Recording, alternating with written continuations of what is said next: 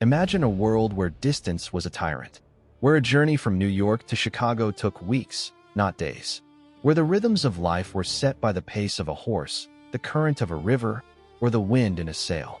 Then, imagine the sound that shattered that old world, the piercing whistle of a steam locomotive. I'm Ibnul Jaif Farabi, and this is Empire Builders, the rise and fall of civilizations. Today, we're laying down the tracks of Episode 37, The Railroad Empire, How Tracks United and Divided Nations. The railroad was the internet of the 19th century.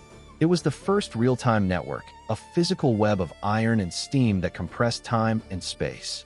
In the United States, the driving of the Golden Spike at Promontory Point in 1869 didn't just connect the Central Pacific and Union Pacific railroads.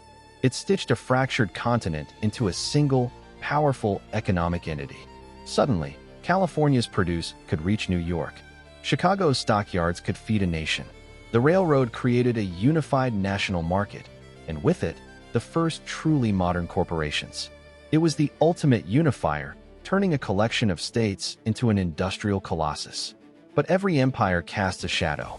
Those same tracks that unified the American East and West became instruments of division and conquest.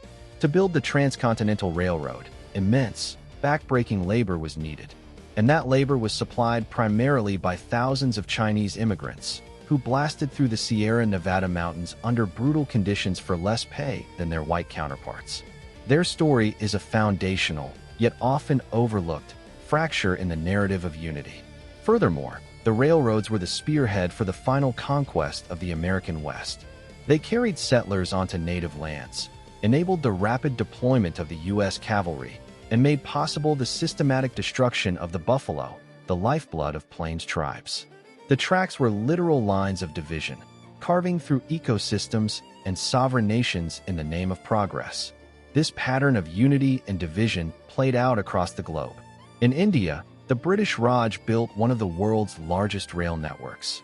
On one hand, it did connect a vast and diverse subcontinent, facilitating the movement of people and ideas, and arguably planting seeds of a shared national identity. But its primary purpose was economic extraction. It was built to efficiently move raw materials, cotton, tea, jute, from the interior to ports for shipment to Britain. It entrenched colonial control, turning India into a supplier for the British industrial machine. The railroad unified India for the benefit of a foreign empire, while deepening the divisions of colonial subjugation. Even in its engineering, the railroad empire held a paradox. The tracks demanded standardization, a uniform gauge, synchronized timetables, a continental clock. This imposed a new, mechanical order on the natural chaos of the world. Towns that were bypassed by the rails withered and died. Cities that became junctions exploded into wealth and power. The railroad didn't just connect existing places, it dictated where power would reside. It created colossal fortunes, the robber barons, while also creating a new, itinerant working class. It united markets, but divided society into ever-sharper lines of haves and have-nots.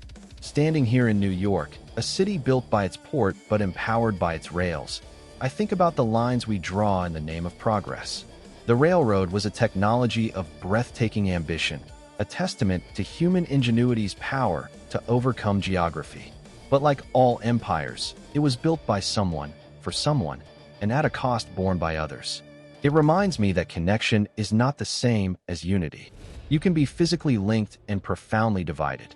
The railroad empire shows us that infrastructure is never neutral. It's a narrative written in steel, determining who moves, who profits, and who gets left behind at the station. For Empire Builders, I'm Ibnul Jaif Farabi. This episode was produced by Light Knot Studios.